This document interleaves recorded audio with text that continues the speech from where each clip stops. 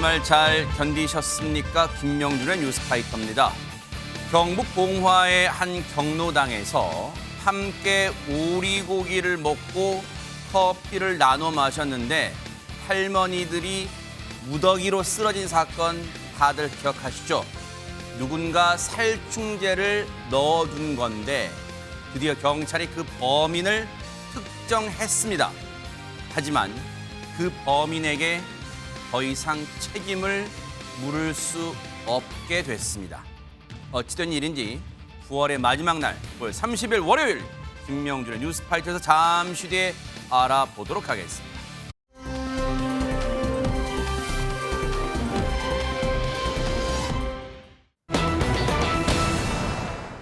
올여름 초복의 복날에 오리고기를 집단으로 드신 경로당 회원분들, 그중에 할머니 4분이 쓰러졌던 그 살충제 사건 기억하실 거예요. 그 범인이 특정됐다고 하면 한답니다. 박성배 변호사님. 이 사건에서 할머니 4명이 먼저 쓰러지고 난 뒤에 사흘 뒤 또 다른 할머니가 뒤늦게 쓰러져 사망한 바가 있습니다. 이 경찰은 이 뒤늦게 쓰러진 할머니를 범인으로 지목했습니다. 이 사건 당일 피의자인 80대 할머니는 피해자들과는 다른 자리에 앉아 있었고 농약이 든 커피도 마시지 않았다고 합니다. 즉 사건 당일에 이 80대 할머니는 농약을 흡입하지 않은 것으로 보입니다. 특히 병원 입원 직전에 이 통장에서 거액의 돈을 찾아서 가족에게 건네기도 했는데 경찰 조사 결과 이 피의자는 평소 집에 보관하고 있던 농약 알갱이를 물에 희석한 다음에 이 경로당 냉장고에 보관하고 있던 커피가 담긴 음료수병에 넣은 것으로 보입니다. 세상에. 이후 사건 당일 피해자 4명이 이 농약 섞인 커피를 종이컵에 따라 마신 증거와 정황들이 속속 드러났습니다. 듣고도 믿기지가 않아요. 우리의 귀를 의심할 그런 내용들이에요. 집에 농약 알갱이를 보관하고 있었답니다. 관련 얘기 들어보시고 이어가 보도록 하겠습니다. 본인이 돈 찾아가지고 다 줬다 하는 얘기를 한 걸로 우리가 들었고 경찰들이 확인을 다 했으니까 결과 이미 나온 것도 있고 단서가 돼가지고 범인을 특정해도 좋지만 4분 할머니 같은 경우에는 경로당에 있었거든요. 5번째 분 같은 경우에는 집이 중요한 단서가 말씀드린 것처럼 그리고 들으신 것처럼 쓰러졌던 그 4분은 이 경로당 회원분들이고 뭔가 이 살충제 그 경로당에서 뭔가 일이 있었던 거고, 그리고 한 분은 이 집에서 뭔가 결정적 증거를 찾았다는 거예요. 근데 허주현 변호사님, 이 얘기를 듣고 시청자분들이 아니 이거 말고 그러면 다른 증거는 없는 걸까 궁금하실 것 같아요. 굉장히 다각도에서 뭐 행적이라든가 이 할머니의 목격담 이런 것들을 종합해서 살펴봤을 때 범위로 특정할 수 있는 증거들이 여러 개 있는 것으로 보입니다. 네. 한 경로당 회원이요. 피의자가 지난 12일 사건이 발생하기 3일 전이죠. 왜냐하면 사건 15일에 발생을 했거든요. 네. 그런데 그 이전에 오후 2시께 경로당 커피포트에 물을 붓는 장면을 목격했다는 목격담이 나왔는데요. 이 커피포트와 싱크대 상판에서 피해자들의 위세척액에서 나온 것과 동일한 살충제 성분의 농약 성분이 검출이 됐다는 겁니다. 세상에. 그러니까 이 할머니가 움직인 동선을 따라서 피해자들에게 발견된 농약과 같은 성분이 검출이 됐다는 거죠. 세상에. 그리고 경로당 일대 CCTV 화면을 경찰이 분석을 했는데 사건 발생 이틀 전이죠. 13일에도 낮 12시 20분, 26분 사이에 아무도 없는 경로당에 이 피의자 할머니가 홀로 출입한 사실이 확인이 됐다고 합니다. 또 이 피의자가 경로당 밖으로 나와서 접촉한 물건들을 다 확보를 했어요. 그래서 국과수에 분석을 보냈는데 네. 마찬가지로 피해자들에게서 나온 것과 동일한 성분의 이 농약이 검출이 됐다는 거예요. 그리고 이 집을 압수수색했는데 아까 그 리포트에서 보신 것처럼 마당에서 알갱이 모양 농약도 확인을 했고 네. 그리고 피의자의 위세척액에서 확인했던 것과 농약 성분 배합이 유사한 구조의 농약이 주거지에서 또 발견이 됐다는 거예요. 세상에. 그래서 이 할머니를 특정을 할 수 있었던 걸로 보입니다. 자, 이런 얘기를 종합을 해보면 추정컨대 이 피의자로 지목된 할머니, 이 할머니가 농약 알갱이를 커피에 넣는 등 뭔가 이걸 손으로 만졌다고 우리가 합리적으로 추정해 볼 수 있잖아요. 왜? 그 이후에 이 사건 이틀 전에 경로당 들어간 못 지켰죠? 그리고 나서 이후에 동선에서 이 할머니의 동선을 다 추적해봤더니 그 동선마다 접촉한 물건들마다 그 살충제 성분, 그 농약 성분이 있는 살충제 성분 똑같은 게 검출됐다는 거 아니에요? 그러면 보세요. 하재근 평론가님 듣고도 여전히 믿기지가 않은 게, 아니 그러면 왜 커피에 농약을 왜 탔다는 거예요? 그것도 같은 경로당 회원분들끼리. 예, 범행에는 동기가 있어야 되는데 지금 그 경로당 회원이나 관련자들의 진술에 따르면 평소에 경로당에서 회원들 간에 화투를 자주 쳤다. 이런 얘기가 나오고 있습니다. 네. 그런데 이번에 피의자 그 할머니도 그 화투에 자주 참여했었다. 이런 얘기가 나온다는 거예요. 네. 그러니까 화투를 치다가 불화했다는 취지의 진술이 나온 것 같은데, 그리고 또 다른 얘기가 뭐가 나왔냐면 네. 그 화투 이외에도 그 피의자가 경로당 회원들하고 갈등과 불화가 종종 있었다. 이런 진술도 나왔다고 합니다. 허허. 아니 화투를 치다가 그 불화가 생긴다. 근데 최재범 교수님 이거 네. 어디서 예전에 많이 들어봤던 그런 경우인데 지금 뭐예요 이게? 그 2015년도에 상주에서 있었던 사건이에요. 그 사건과 거의 흡사합니다. 어허! 지금 말씀하신 것처럼 화투를 치다가 불화가 있었다. 이게 2015년 상주에서 있었던 농약 사건과 거의 유사하거든요. 그때 무슨 일이 있었냐면 상주의 한 마을에 가는 할머니 7분 중에 6명이 냉장고에 있었던 사이다를 마시고 복통을 호소하면서 결국 피해를 당한 사건이 있었거든요. 네. 근데 그 사건 같은 경우도 2명이 숨지고 4명이 중상에 그때 빠졌어요. 너무 진짜 놀랍고 안타까웠어요. 그 그랬었죠. 사망사고 나왔잖아요. 그렇습니다. 네. 근데 조사해 봤더니 그 당시에 경찰 수사 결과 화투를 치다 피해자들과 다툰 80대 할머니가 분을 못 참고 이들을 살해하기 위해서 마을에 간 냉장고에 있던 사이다에 농약을 넣은 것으로 드러났었습니다. 세상에. 근데 이번 사건 같은 경우도 물론 최종적으로 범행 동기를 밝히진 않았지만 단정할 수는 없지만 그렇죠, 그렇습니다. 아직은. 네. 그러나 주변에 있는 사람들의 여러 가지 얘기를 종합해 보면 피의자가 사망해서 더 이상 죄를 묻을 수도 없는 상황이지만 대체적으로 지난번 상주 사건과 유사한 상태로 이루어진 것으로 보여지고요. 경찰은 현재 경로당 회원들 그리고 관련자들 진술 그리고 범죄 심리 분석 결과만으로 피의자의 직접적인 범행 동기에 대해서는 밝힐 수 없다. 즉 사망했기 때문에 네. 더 이상 동기는 명확하게 밝힐 수 없는 상황으로 마무리가 됐습니다. 아니 근데 허주연 변호사님 시청자분들이 궁금하신 대목은 있을 거예요. 물론 이 농약 알갱이를 경로당 커피에 탔다는 피의자 할머니도 지금 목숨을 잃은 상황이기 때문에 물론 이 대목에서도 안타까워하시는 분도 계실 수 있어. 하지만 지금 엄청난 사건이란 말이에요. 근데 보세요. 지금 이 피해를 보시는 할머니들 계시잖아요. 근데 이 사건은 형사적으로는 공소권 없음으로 결론 내린다 하더라도 피해를 보신 그 가족분들 입장에서는 어떻게 되는 거예요? 그러면 어디 가서 하소연하는 거예요? 그러면 사실상 이 사건 같은 경우에는 이 가해자로 추정되는, 왜냐하면 재판을 했기 때문에 아직 하지 않았기 때문에 아직 이분이 유죄라고 우리가 확신할 수는 아하. 없는 상황입니다. 네. 어쨌든 가해자로 굉장히 유력하게 특정된 피의자가 사망한 상태이기 때문에 네. 말씀하신 것처럼 형사 절차도 진행을 하기가 좀 어려워 보이고요. 아하. 그리고 민사적으로도 일단 손해배상 책임이 있는 당사자가 사망을 해버렸잖아요. 그러니까 우리가 추정을 하기로는. 네네. 그렇기 때문에 뭐 우리 법에서 뭐 연좌제라든가 이런 것들이 사실상 없고 가족이라고 하더라도 내 가족이 어떤 누군가에게 가해를 했다고 하더라도 내가 직접적으로 그 피해를 물어줄 책임이 있다고 보기는 좀 어렵거든요. 네. 그래서 이게 안타깝게 피해를 당하시고 돌아가신 유가족 입장에서는 굉장히 억울하고 속상한 부분이 있겠지만 형사적으로도 민사적으로도 이 부분에 대한 책임을 묻기는 상당히 어려운 상황이 되어버렸다. 이렇게 보셔야 될 것 같습니다. 너무나도 충격이면서도 이제는 이후의 문제가 더 걱정스러우실 거예요. 사실 이 조용하고 평화롭던 마을이었을 거 아니에요. 근데 이 사건 이후로 이제는 서로가 서로를 믿지 못하는 그런 불신이 팽배해질까 봐 마을 분위기가 쑥대밭이 돼버리지는 않았을까 너무너무 걱정이 됩니다. 제발 이 마음이 상처난 마음이 아물어지기를 좀 기대를 해보도록 하겠습니다.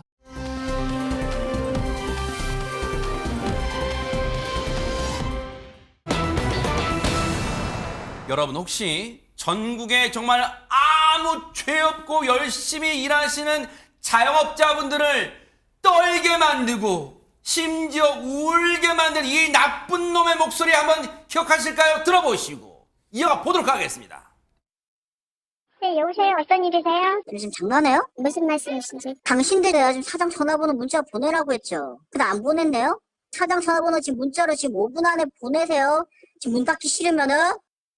음식에서 머리카락 나왔던 부분이나 두부에 신내 났던 부분 때문에 저희 약값 주값 들어간 게 1인당 약값 들어간 게 3만 원 정도고 그 주값 들어간 게 1인당 한 6만 원 정도 나왔어요. 탈이 난 사람 6명이고 약값 주값에 대한 것만 처리해 주시면 되겠죠. 뭐 다른 건 됐어요. 뭐. 그러면 제가 1인당 10만 원씩 네, 그 정도면 될까요? 지금 바로 해주세요. 저는 오늘 다 끝을 내고 싶어서요. 소개받아서 우선 맛있게 식사하시러 오셨던 건데. 네. 죄송합니다, 진짜로. 네, 서울에서 그쪽 출장 갈 때 한번 들릴게요. 자, 이 대화 내용만 들어봐도 뭔가 식당 업주분이 뭔가 잘못하고 뭐 음식 관련 일로 뭔가 지금 송구한 상황 뭐 그런 상황 같잖아요. 그리고 한쪽 목소리는 굉장히 막 쏘아붙여 고압적으로 쏘아붙여요. 대체 어떤 상황인 겁니까, 허주현 변호사님? 고압적으로 쏘아붙이는 사람이 굉장한 피해를 당한 피해자이고 정당하게 항의를 하는 것처럼 들리잖아요. 그렇지만 이거는 사기였습니다. 에? 이 지금 고압적으로 쏘아붙이는 이 사람, 이른바 장년맨으로 알려져 있는 사람인데 40대 남성인데요. 음식을 먹고 배탈이 났다라고 하면서 합의금을 요구하는 내용의 이 전화를 전국의 식당, 카페 등에요. 지난해 6월부터 올해 4월까지 무려 10개월간 무작위로 걸어서 합의금을 뜯어내는 그 녹취였던 거예요. 세상에. 이 실제 피해 업주들과 이른바 이 장년맨의 범행 녹취를 지금 방금 들으신 겁니다. 이 40대 남성이요. 지역도 가리지 않았습니다. 바다 건너 제주에까지 막 전화를 걸었다는 거예요. 세상에. 그런데 이 전국 식당을 이 장년맨이 실제로 간 것도 아니에요. 안 갔어요? 네, 한 번도 방문한 적 없는 식당에도 무작위로 전화를 걸어서 약간 저인망식으로 이렇게 협박을 해서 걸리면 합의금을 받아내는 뭐 이런 이런 인간이 수법을 다 썼다는 있어요? 거예요. 심지어 휴대전화로 전국 맛집 이렇게 검색을 해서 하루에도요 10번에서 20차례 가까이 무작위로 전화를 걸어서 협박을 했다고 세상에. 하는데요. 이게 자영업자 소상공인들 사이에서 굉장히 많이 알려졌습니다. 그래서 경찰이 끈질기게 수사를 했고요. 지난 4월에 사기 및 사기 미수 혐의로 구속 기소돼서 재판에 넘겨졌습니다. 와, 이 못된 인간을 잡긴 잡았는데 아까 이 못된 인간이 한 짓을 들어보니까 혀를 내두를 정도의 하루에만 그냥 앉은 자리에서 하재근 평론가님 수십 군데 음식점에 전화했다는 거 아니에요 지금? 예, 그러니까 이 일명 장년맨, 이 남성이 지난 작년에 6월부터 10개월에 걸쳐서 3천여 곳에 전화를 했다는 거예요. 그러면서 자기가 원하는 대로 합의금을 주지 않으면 구청에 알려서 영업을 정지시키겠다. 법적 책임을 각오해라. 하하. 이런 식으로 협박을 했다는 겁니다. 네. 근데 자영업자들이 최근에 안 그래도 불황 때문에 너무 힘든데 맞아요. 진짜 힘들어요. 혹시라도 이런 신고 때문에 내가 행정처분을 받게 되면 완전히 생계가 무너질까 봐 게다가 요즘 뭐 별점태를 막 그런 거 네, 있잖아요. 그래서 너무 걱정되잖아요. 무서워가지고 네. 그냥 막 적게는 몇십만 원, 많게는 수백만 원까지도 보냈다는 겁니다. 어머나. 근데 그 중에는 네. 여기서 진짜로 식사를 했다는 영수증하고 장염에 걸렸다는 진단서를 보내달라 이렇게 의심했던 업주도 있다는 아, 거예요. 그래요? 업주가 이런 걸 요구하면서 의심하는 기색을 보이면 바로 범행을 중단했다고 합니다. 하지만 네네. 많은 그 자영업자들한테 지금 이 이익을 편취했는데 자영업자 450명 이상한테 총 1억 원을 편취했다고 합니다. 진짜 몹쓸 인간이네요. 세상에 열심히 지금 이 순간에도 한 그릇이라도 더 파시려고 땀을 흘리고 계시는 자영업자분들 등쳐 먹어도 유분수지 456명 자영업자분들 뜯어놓는다 1억이 넘어요. 이 몹쓸 인간아. 그런데 보세요. 최진봉 교수님. 앞서 말씀드렸지만 피해를 당했다고 주장하는 이 참 별의별 맨도 많아요. 장현맨이라는 인간의 전화를 받은 시장 사장님들 입장에서는 이런 전화 받으면 일단 언제 드셨는데 이렇게 따질 게 아니라 너무 죄송하면 이 말이 먼저 나올 것 같아요. 진짜. 그렇죠. 그분들 입장에서 미안하잖아요. 진짜라고 생각하면 우리 가게에 와서 일부러 찾아주시고 또 식사도 하셨는데 그런 일이 발생했다고 아유, 하니까 세상에. 미안한 마음, 너무 착한 마음이죠. 네. 근데 그걸 이용해 먹는 거잖아요. 얼마나 그러네, 나쁜 진짜. 인간이에요. 이 장현맨이라고 부른 사람 더 황당한 건 뭔지 아십니까? 뭔데요? 이 사람이 범행을 저질렀던 시기가 언제였냐면 네. 코로나19 때예요. 아하. 코로나19 때 자영업자들 얼마나 힘들었습니까? 진짜 나쁜 진짜. 아니 밖에 못 돌아다니니까 다들 이제 배달 음식하고 이러면서 그냥 근근히 버텼어요. 네. 그 당시 얼마나 많이 힘들었으면 문 닫는 가게들도 너무 많았고 대출 받은 거 갚지도 못하고 이랬던 그 시기에 이런 못된 짓을 한 거예요. 에이, 진짜. 그래가지고 1년 반 동안이나 이렇게 전화해가지고 협박해서 돈 뜯어내고 그게 결국 꼬리가 잡혀서 경찰에게 붙잡히게 됐고 네. 법원에서 징역 1년을 선고받았어요. 아하. 그래서 그 뒤에 좀 조용해졌어요. 왜냐하면 감옥에 들어갔으니까. 아. 그런데 최근에 다시 이런 전화가 걸려오기 시작했다는 거예요. 아. 이 인간이 1년 있다가 이제 징역 1년 살고 출소한 뒤에 다시 또 똑같은 일을 한 겁니다. 정신 못 차린 거예요? 정신 못 차린 거예요. 그러니까 2달 만에 다시 범행을 하기 시작했는데 범행을 얼마나 치밀하게 준비했냐면요. 지난 4월에 출소를 했거든요. 지난해 4월에. 네. 그리고 올해 3월까지 전화번호를 무려 29번을 바꿉니다. 걸릴까 봐. 세상에. 전화가 오면 전화번호 남잖아요. 그거 감추려고. 29번을 바꾸고 낮에는 은거지에 틀어박혀가지고 협박전화 계속 걸고요. 밤에는 경찰이 추적할까 봐 전화기를 꺼놓는 이런 치밀함을 보이면서 범행을 계속해왔던 겁니다. 아니 박성배 변호사님 못된 짓을 해서 교도소를 갔다 오면 이른바 교화, 개과천선돼서 나오기를 많은 분들은 좀 기대를 거는데 전혀 그런 것도 없어요 진짜. 이 자영업자 여럿 울린 피고인 실형 선고를 피하지 못했습니다. 이 피고인 수사 과정에서 범행으로 받은 돈, 이 숙박비와 치아 치료비 등으로 사용했다고 진술한 바가 있는데 온라인 도박 자금으로도 사용한 사실이 드러나기도 했습니다. 이 사건은 동종범죄로 실형을 선고받았는데 출소 후 2달만 누범 기간에 다시 범행을 저지르기 시작하고 아하. 피해자가 다수인데다 피해액도 적지 않습니다. 중형 선고가 불가피한데 역시 재판부도 이미 동종범죄로 여러 차례 처벌받았고 누범 기간 중임에도 불특정 다수의 음식점 업주를 상대로 범행을 저질러 비난 가능성이 높다. 뿐만 아니라 피해 회복을 위한 노력도 하지 않았고 피해자들로부터 용서받지 못한 점 등을 고려할 때 실형 선고가 불가피하다면서 징역 3년 6월을 선고했습니다. 자, 사실은 마음 같아서는 3년 6개월도 진짜 적다고 생각하시는 자영업자분들 피해를 보신 분들도 많으실 거예요. 근데 사실 저 인간이 아까 이제 검거되는 장면도 마지막에 영상 나왔습니다만 근데 저런 몹쓸 인간한테 이번 경종을 울린 거예요. 그런데 이 경종을 울리는 것도 지금 좋은데 그것도 모자라서 지금 아까 제가 말씀드렸죠. 유인경 평론가님. 아니 세상에 무슨 놈의 무슨 뭐뭐맨 이게 왜 이렇게 많아요? 또 이게 모방범죄까지 있다면서요 지금. 그렇죠. 이게 더 웃기는 게 장현맨을 모방한 식중독맨. 아유 진짜. 식중독맨까지 등장했는데 또 다른 이름으로는 짜증맨이라고 불린답니다. 그게 또 뭐예요? 전화 걸어서 나 식중독에 걸렸다. 뭐를 짜증난다. 짜증났다고 계속 강조한 건데요. 장현맨과 비슷한 수법이다 보니까 이제 일부 그 네티즌들에는 장현맨이 가니까 짜증맨이 나타났다 우스갯소리까지 나오는데요. 그래서 정말 고생하시는 그 식당 하시는 분들에게 이제 좀 알리는 방법이 나타났어요. 혹시 그런 전화가 걸리고 불평을 할 경우에는 식사한 시간, 정확한 시간, 날짜, 영수증 그리고 식당 안에 CCTV 등도 확인해 볼 필요가 있고요. 네. 그걸 강조하면 될 것 같습니다. 우리 사회가 필요한 건 정말 슈퍼맨인데 슈퍼맨을 나타나지 않고 장현맨의 그러니까요. 무슨 짜증맨까지 나타나서 정말 짜증납니다. 아하. 이런 짓을 하고 있거나 지금도 걸리지 않았다고 그리고 생각하고 있는 궁리하고 있는 그런 인간들 있다면요 진짜 딱 그만두세요. 앞서 장현맨 전화할 때 뭐라 했어요? 장염에 걸렸다 그랬잖아요. 그러다가 진짜 걸려요. 걸리면 진짜 교도소 가는 거예요. 제발 이런 이제 꿈도 꾸지 말기를 기대를 해보도록 하겠습니다.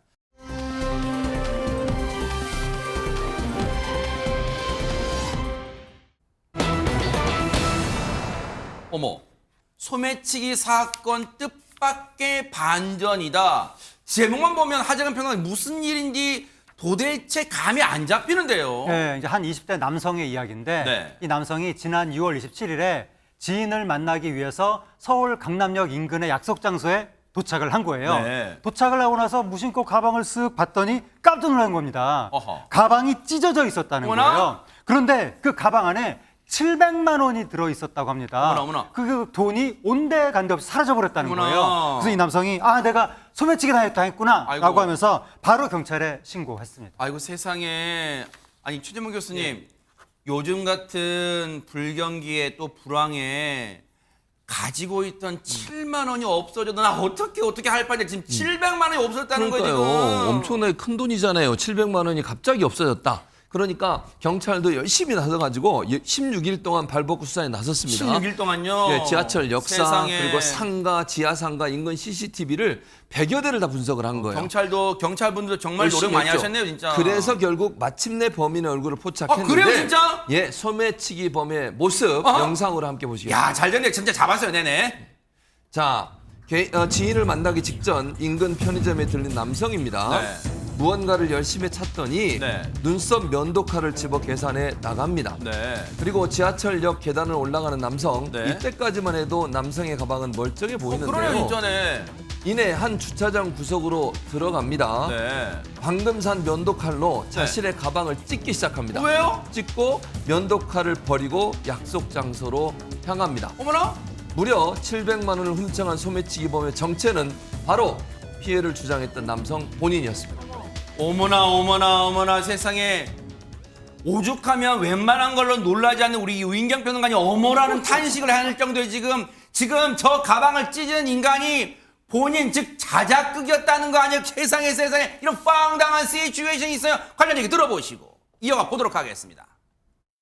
700만 원 소매치기를 당했다는 신고를 접수하고 그 신고자의 이동 동선을 파악하기 위해 전동차 내부 승강장 CCTV를 16일 동안 분석했습니다. 소매치기 범행 특성상 신고자에게 밀착하거나 붙는 사람이 CCTV로 확인되지 않아 좀 이상하게 생각하던 차에 스스로 자신이 가방을 면도칼로 찢는 장면을 포착했습니다. 신고자를 불러 CCTV 영상을 보여주자 허위로 112 신고하였다고 자백을 하였습니다.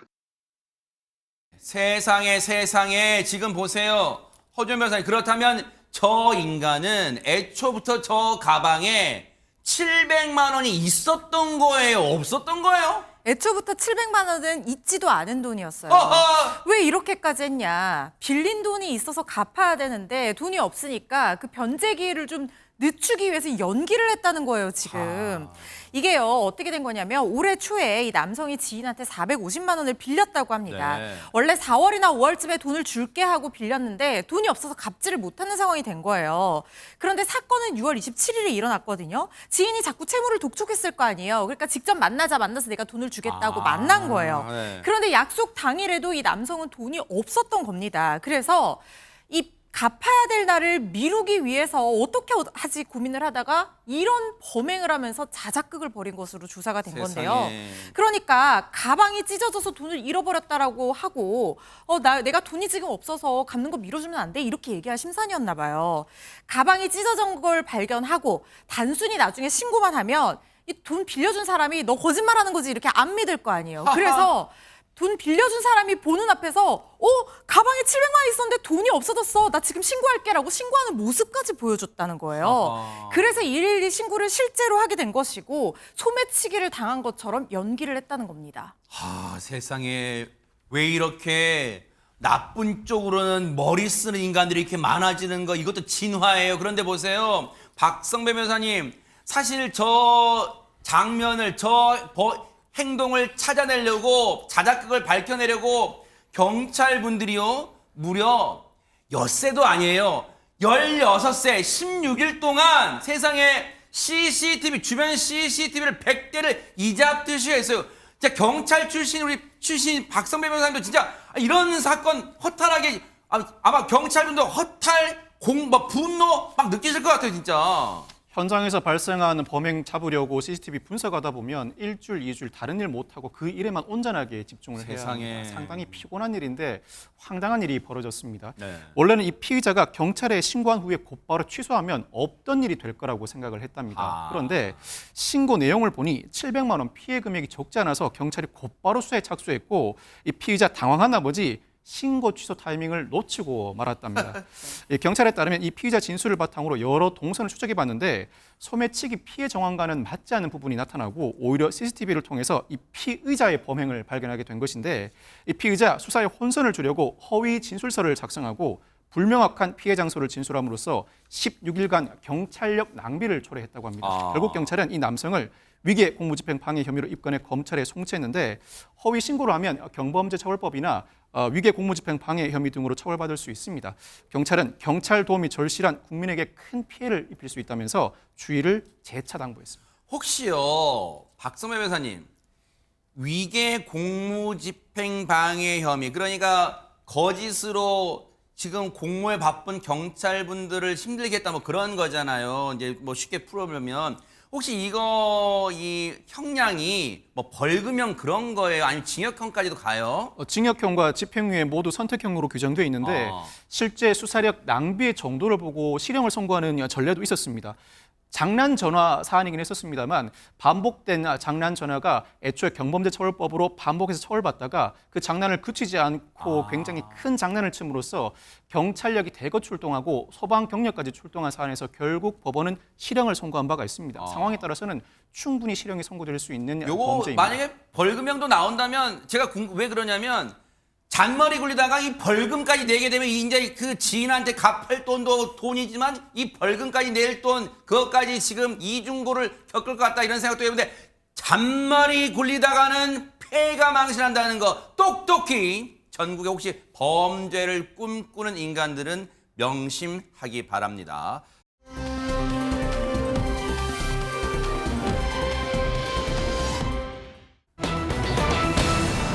어머나 19년 만에 공개된 한가인의 사생활. 아니 허준 변호사님, 우리 시청자분들은 팬분들은 나 한가인에 대해서 많이 알고 있다고 생각하는데 뭘 공개한다는 걸까 이럴 수도 있을 것 같아요. 한가인 씨의 예쁘고 아름다운 모습 우리가 많이 당연히 알고 있죠. 그렇죠. 그런데 한가인 씨가 집에서 어떻게 하고 있는지 되게 궁금하지 않으세요? 허허. 강아지같이 크고 순한 눈 그리고 특유의 저 오똑한 코끝. 허허. 원조 국민 첫사랑입니다. 한가인 씨 얼굴 모르는 사람 없을 겁니다. 네. 어떻게 눈 두 개, 코 하나, 입 하나 저랑 똑같은데 이렇게 다를 수가 있는지 아하. 너무나 아름다우십니다. 네. 저분이요 4년치 대학 등록금 넘는 모델료를 준다고 해서 학비를 벌기 위해서 아시아나항공 모델로 데뷔를 했다가 이렇게 지금까지 연기자로서 또 우리 국민 첫사랑으로서 기억나요. 아시아나항공 모델 그렇죠. 기억나요. 유니폼이 너무 잘 어울렸잖아요. 맞아. 어느덧 바로 이 데뷔- 모습. 맞습니다. 맞아. 저기 네. 아름다운 미소.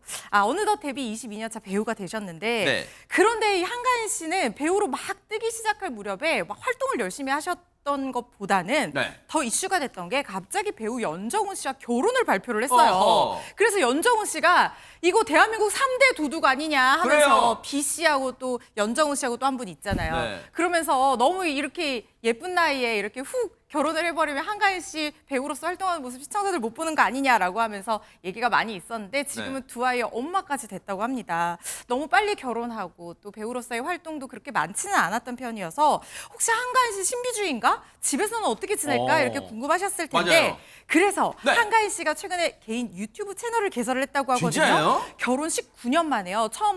처음으로 집과 사생활, 한가인의 모든 것을 공개한다고 합니다. 야, 연정훈 씨가 아마 그때 19년 전에 곤란했을 거예요. 전국의 남성들이 전부 다도 연정훈 그랬어요. 정말로 내 마음속에 그녀를 뺏어간 연정훈 막 그렇게 외쳤을 그거 생각나는데 근데 보세요. 생각해 보니까 한가인 씨가 오래전에 즉 결혼한 지 오래됐다는 건 대충 알겠는데 집 공개 같은 사생활을 공개한 적은 없었다는 생각이 퍼뜩 드는 거예요. 과연 어떤 모습으로 살고 있을지 영상 만나보시고 이어가 보도록 하겠습니다. 올해 이제 40대 초반 한가인이라고 합니다. 오늘 좀 재밌는 컨셉을 잡아봤어요. 공작새 비슷하게 해서 자유를 향한 저의 어떤 마음을 머리에 살짝 표현을 해봤어요. 평소에는 사실 이런 옷을 입을 수 없어요. 집이 왜 이렇게 휑한 거죠? 약간 하울링도 있어. 저희가 이 집을 이 상태로 만들기 위해서 한 3, 4주의 시간이 필요했어요. 여기 원래 정글짐이 여기서부터 여기 끝까지 다 있었고 여기 애들 장난감 다 나와 있고 애들 챙겨야죠. 숙제해야죠. 제 몸 간수해야죠. 촬영도 가끔 해야죠. 그래서 청소 내려놨어요. 이모 눈치가 너무 보여가지고 아니 어떻게 한가인이 이렇게 하고 얘 너무 지저분하게 사는데 이럴까 봐 그 눈치를 보여서 내가 청소하는 이모가 오실 때 청소를 해야 되는 그게 뭐예요. 그 뒤에 저 사진들 집에 저렇게 크게 사진을 자기애 이거는 분가하고 찍어서 붙인 사진이니까 한 10년, 12, 13년 됐겠나. 분가라뇨? 원래는 5년은 시부모님이랑 같이 살았었어요. 22살에 만나서 24살에 결혼해서 4월에 결혼하고 우리 신랑은 11월에 군대를 갔어요. 그리고 나는 시부모님이랑 5년을 같이 살았어요. 일단 이 영상 보신 시청자분들 많은 분들이 일단 첫 장면부터 의외다 하실 거예요. 왜냐하면 이 인터뷰 형식으로 이루어진 공개가 보세요. 한가인 씨가 약간 이렇게 얌전하게 앉아서 오랜만에 어떤 컨셉을 잡아봤어요. 이렇게 차분하게 얘기할 줄 알았는데 이랬는데요. 너무 군대 갔어요. 정말로 그냥 동네에서 마트 앞에서 할 수 있는 그런 식의 말투로 가볍게 즐겁게 얘기를 하는 거예요. 하재근 평론가 그리고 영상 보면 놀라운 게 연예인 집 공개한다 그러면 대부분 한강뷰가 탁 뛰어서 그냥 아침에 막 빨리 일어나고 싶게 만든 그런 뷰를 공개할 줄 알았는데 그냥 한가인 빼고 집에 횡합니다. 예, 뭐 한가인 빼고 집이 횡한데 왜 그러냐면 그 한가인 씨가 지금 조작된 사생활을 공개한 거거든요. 자신의 원래 있는 모습을 공개한다고 했지만 이게 절대로 평소에 원래 있는 모습이 아니라 이게 다 조작된 모습인 겁니다. 저 조작을 하기 위해서 3, 4주가 한 달을 투자해서 지금 조작을 했다는 건데 왜냐하면 저 영상이 네. 한가인 씨가 자유부인 한가인이라고 하는 개인 채널을 처음으로 문을 열면서 그래요. 처음으로 만든 영상인 거예요. 그래서 자신의 자유를 향한 마음을 표현해봤다. 평소에도 나는 이런 옷은 저렇게 화려한 옷은 절대로 입지를 못하는데 모처럼 한번 저런 옷도 입어봤고 한가인 씨가 22살에 연정훈 씨 만나서 24살에 결혼해서 5년 동안 시댁살이 저렇게 편하게 못 살아봤다는 거죠. 그다음에 5년 만에 분가에서는 애들을 키워야 됐고 애들 둘 키우느라고 온 집안이 전쟁터라고 합니다. 집안에 발 디딜 틈도 없이 이렇게 살았는데 네. 이번에는 한번 자유롭게 사는 내 마음, 나의 꿈, 로망 이걸 표현하기 위해서 3, 4주에 걸쳐서 집을 다 치워가지고 저 집 상태가 됐다. 그래서 자유부인 컨셉이라는 게 그거예요. 네, 그렇습니다. 근데 이제 다른 걸 새로 꾸며 넣지는 못하고 있는 걸 다 드러냈더니 집이 횡해져가고 하울링이 집이 소리가 울린다. 그 얘기를 했는데 근데 저 집이 그 5년 시댁살이하고 분가하면서 얻은 집인데 저게 서울시 중구에 뭐 21억대 고급 빌라다라고 해서 그것도 화제가 됐습니다. 야, 연출된 모습, 세팅된 모습에 지금 시청자분들이 모두 낚인 건데, 근데 기분 나쁜 낚임이 아니에요. 그리고 어쨌든 저걸 보고 우리가 또 유쾌하게 웃었잖아요. 그런데 박성배 변호사님 한가인 씨에 대해서 이제 뭔가 차츰차츰 알아가는 재미가 있는 게 22살의 연정훈 씨를 만나서 24살에 결혼했다가 와, 그걸 또 몰랐던 분 많으실 것 같아요. 지금도 시댁에 가면 한가인 씨와 연정훈 씨가 쓰던 방이 그대로 있다고 합니다. 그래요? 나중에 이것도 공개할 수 있을 정도로 그대로라고 하는데 제 기억으로도 약 20년 전 한가인 씨 결혼할 때 나라가 살짝 뒤집혔었죠. 그만큼 선남 선녀의 세기의 결혼식이었는데 네. 한가인 씨 말로는 당시에 말이 많았답니다. 무조건 혼전 임신일 것이다. 말이 안 된다는 반응이 상당히 많았다고 하는데 실제로는 그렇지 않았습니다. 한가인 씨 결혼하고도 10년 넘게 아이를 갖지 않았기 때문입니다. 아이고. 그런데 그랬더니 이번에는 이런 소문이 돌기 시작했답니다. 한가인 씨의 발언 직접 들어보고 오겠습니다. 네네. 사이가 안 좋다는 얘기가 너무 많았었어요. 쇼윈도 부부라는 얘기가 뭐 이혼했다는 얘기도 많았고 별거한다는 설도 있었고 결혼하고 아기를 한 6년, 7년 안 나니까 그런 얘기가 슬슬 나오더라고요. 지금은 이제 없어졌어요. 애기 낳고 잘 사니까. 11년 동안 아이를 안 가지고 안 가졌어요. 왜냐면 이렇게 살 자신이 없어서.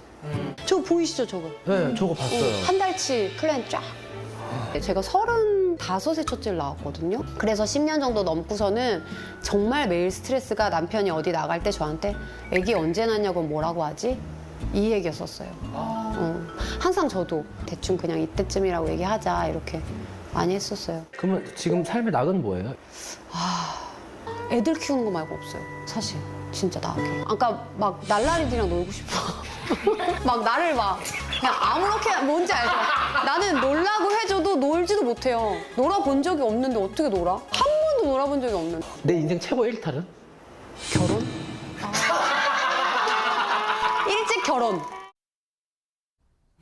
일찍 결혼한 게 인생의 일탈이라고 귀엽게 말한 한가인 씨. 근데 생각해 보니까 최재범 교수님 이른 나이에 결혼한 이후에 시댁살이도 5년 했죠. 그런데 보세요. 앞서 얘기 들으신 것처럼 아이를 한 뭐 오랫동안 낳지 않은 게 10년 넘게 낳지 않다 보니까 주변에서 온갖 물론 처음에는 출발은 걱정해주는 말로 시작됐겠지만 근데 이 사람한테 한 번 듣고 저 사람한테 한 번 듣고 듣는 한가인 씨는 정말 곤욕스럽겠어요. 곤욕스럽죠. 특히 이제 그 원인으로 이유를 대는 게 사이가 안 좋은 거 아니냐, 불화가 있는 거 아니냐 이런 얘기들을 들으면 그게 아닌데 자기들은 그러니까요. 잘 살고 있는 부부에 대해서 아이가 없다는 이유로 그런 얘기를 듣게 되면 늘 불편하죠. 그리고 뭐라고 답변을 할지도 애매해요. 네. 근데 이제 한가인 씨는 이런 생각을 하고 있었다는 거예요. 결혼에 대한 노망이 있었는데 그 노망이 뭐냐면 좋은 가정에 대한 노망이 있었대요. 그러니까 좋은 가정을 이루어서 행복한 삶을 사는 게 노망이었기 때문에 결혼을 일찍 하게 됐다고 얘기를 하고 네. 다만 그럼 아이는 왜 늦게 가졌느냐? 이유는 아이들을 키울 자신이 없었대요. 나이가 이제 좀 어리다고 볼 수 있잖아요. 24, 24이면. 24세 결혼했으니까. 그러니까요. 네. 그 나이 되면 사실은 아이를 내가 키울 수 있을까 정말? 요즘은 뭐 아이 낳고 나서 아이를 어떻게 할 줄 몰라서 그냥 힘들어하는 엄마들도 많잖아요. 그렇죠, 네. 그래서 아마 그런 부분 때문에 35살이 되어서야 첫째를 낳았다고 얘기하고 있고 네. 지금은 아이들이 둘 다 영재원에 들어갔대요. 오. 얼마나 똑똑한 영재원 들어갔겠나 생각하는데 세상에. 근데 천재라기보다는 어느 한 분야에서 배우고 습득하는 속도가 빠르대요. 와. 그래서 아마 영재원도 종류가 여러 가지가 있거든요. 어쨌든 그리고- 자랑이네요. 예, 네. 자랑이죠. 아. 어쨌든 한가인 씨가 정성을 다해 아이들을 키우고 있는 모습을 우리가 볼 수 있는데요. 네. 한가인 씨의 일상 자체가요. 오로지 아이들을 위한 스케줄로 다 맞춰져 있대요. 아까 우리가 그 계획표 보셨다. 한 달 네. 계획표. 하얀 칠판에. 네, 하얀 칠판에 아이들 뭐 해야 될 일들이 쭉 기록돼 있잖아요. 네. 그러니까 본인은 아침에 아이들 밥 먹어 보내고 데리고 오고 아침 6시에 일어나서 그런 일상이 계속되고 잠깐 촬영했으면 나갔다가 밤에 빨리 들어와서 9시 반까지 아이를 키우는 일에 모든 열정을 다 바치고 있다고 합니다. 네. 근데 그거 부러워하는 저 바쁜 일정이지만 또 부러워하는 분들도 많으실 거예요. 같은 엄마로서. 그런데 유인기 평론가님 앞서 얘기 인터뷰 중에 인생 최대 일탈이 결혼한 거 막 이렇게 웃었지만 근데 이걸 듣고 있는 바라보는 연정훈 씨 입장에서 뭐라고 또 달라리들하고 놀고 싶다고 막 이런 얘기 들으면 혹시 좀 기분이 언짢을까요? 그러기엔 두 분이 너무 인고 그 사이가 아, 좋아요. 그래요? 네. 한가인 씨가 저 말을 한 거는 사실 한가인 씨가 대중에게 알려진 것은 드라마나 뭐 예능 프로가 아니라 뉴스 프로에 학생 대담하는 프로가 나왔는데 너무 이쁘고 그래서 스카웃이 됐었었죠. 그 후에 무슨 퀴즈 프로그램도 나오고 곧바로 이제 탁월한 미모 때문에 스타 반열에 올라서 한 번도 자유롭고 20대다운 그런 청춘을 누려보지 못한 겁니다. 그리고 굉장히 반듯한 모범생이라고 주변 소문 났었어요. 네. 근데 모범생으로 있다 보니까 연애도 못 해보고 같은 드라마에 출연했던 9살인가 연상의 연정훈 씨를 만나서 그래요. 예, 동랑 시아버지도 영규진 씨라고 또 그렇죠. 동 선배를 만나가지고 네. 아마 시댁에 살았으니까 좀 가깝함이 있을 거예요. 근데 최근에는 보니까 네. 뜻밖의 정말 저렇게 단아한 미모와 달리 소탈하고 머리도 잘 안 감고 뭐 그런 게 예능프로 나왔더라고요. 아. 그리고 요즘에 SNS에 자기 부부 사진을 많이 이제 올리거든요. 네. 한번 영상 보시면 알겠지만 한결같이 20년 동안 사진 찍을 때마다 같은 포즈를 찍는 남편 사진을 해서 오. 남편을 약간 또 이제 디스하기도 했습니다. 네. 네. 어쨌든 결혼한 지 19년이 흘러도 정말 아직도 달달한 사랑을 이어가고 있는 연정훈 씨와 한가인 씨, 또 앞으로의 또 행복한 모습 많은 팬분들과 시청자분들께 전해주시길 또 기대를 해보도록 하겠습니다. 응원하겠습니다.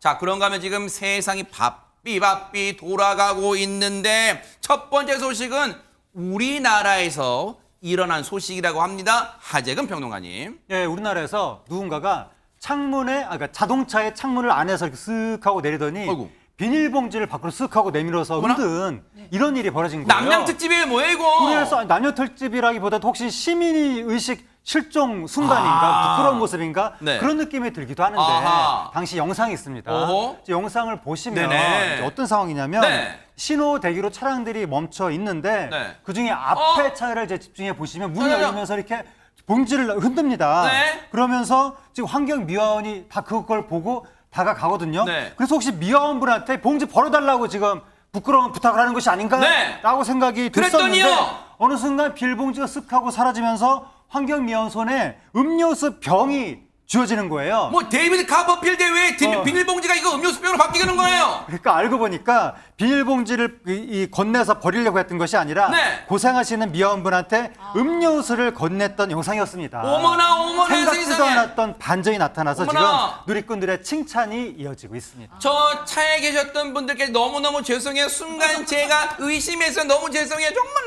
나쁜 사람이죠. 그런데 정말 너무 멋진 게 진짜 충격 반전인 거예요. 왜냐면 너무 아름다운 반전인 거잖아요, 지금 최준표 맞아요. 교수님. 네, 그러니까 우리가 봉지 안에 뭐가 들어있는 거를 손에 쥐고 있었는데 저게 아침 6시 어머나, 반이에요. 6시 세상에. 31분에 출근길에 포착된 영상인데 어머나. 제보를 하신 분은 뒤에 있었던 분이 뒤에 차 있잖아요. 네. 그 뒤에서 그걸 다 보신 거예요. 처음에는 좀 괘씸하게 생각했대요. 혹시나 무슨 쓰레기 같은 거 있어서 환경미화원분께 좀 치워달라고 얘기하는 건가라고 해서 괘씸하다고 생각을 했는데 그게 아니고 뭔가 들어있는 걸 확인했고 또 미화원분이 오시니까 거기서 꺼내서 주잖아요. 네. 이런 모습 보면서 참 마음이 따뜻했다고 얘기를 하고 있고 또 하나 이제 포인트는 이 뒤에 있는 분은 뭐라고 얘기하냐면 처음에는 그냥 다 줄 줄 알았대요. 그래도 사실은 뭐 미화원분의 입장에서 고맙다고 느낄 수 있고 인사할 수 있는데 일부러 저분을 생각했죠. 왜냐하면 비닐봉지는 치워야 되잖아요. 그러니까 세상에. 비닐봉지는 자기가 가져가고 음료수만 꺼내서 드린 거다. 이렇게 지금 얘기를 하고 있어서. 뒷부분에 해석이 더 나아요. 해석이 더 멋져요, 네, 진짜. 네. 그러니까 혹시나 또 미화원분이 일 더하게 하기 맞아요. 싫어서 본인이 봉지는 가져가고 음료수만 전달하는 아름다운 따뜻한 모습이었다 이렇게 얘기하고 있습니다. 그러네요, 진짜. 저 차량에 운전하신 분과 그리고 뒤에 타고 계셨던 분들께 너무너무 감사드린 이유가 세상이 요즘 팍팍하다고 다들 한숨 푹푹 쉬어요. 그래도 저런 분들이 계시기에 음료수 한 병 더 이상의 값진 거예요. 그 100배, 1000배 정말 여러분이 계시기에 그분들이 계시기에 이 대한민국은 아직은 살만한 세상 아닌가 그런 걸 느끼게 해주신 거에 너무너무 감사드립니다.